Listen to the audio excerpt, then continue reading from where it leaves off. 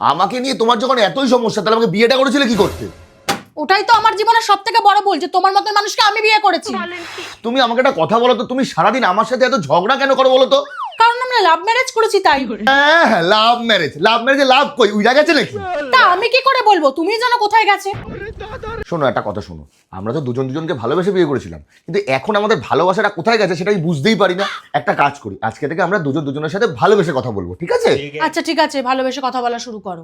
আচ্ছা ঠিক আছে, তাহলে আমার জন্য একটু ভালো কিছু রান্না করে দাও আজকে বাবু। ঠিক আছে, কি খাবে বলো, আমি এক্ষুনি করে দিচ্ছি।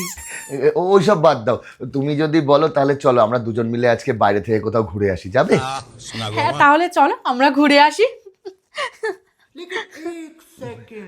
বুঝতে পারলাম না বাবু, তুমি এত হাসছো কেন? আসলে আমরা ভালোবেসে অনেকদিন কথা বলি না তো, তাই আমার খুব হাসি পাচ্ছে। হ্যাঁ, এই শোনো, আমি আর এরকম ভালোবেসে টালোবেসে কথা বলতে পারবো না। আরে শোনা পাখি, ভালোবেসে কথা না বলার কি হয়েছে? এই শোনো না, আমার জন্য আজকে একটু ভালো কিছু রান্না করো না। এই চুপ করো তো, আমি কোনো রান্না বান্না করতে পারবো না। তোমার যদি অতই খাওয়ার হয় তুমি বাইরে থেকে অর্ডার করে খেয়ে নাও।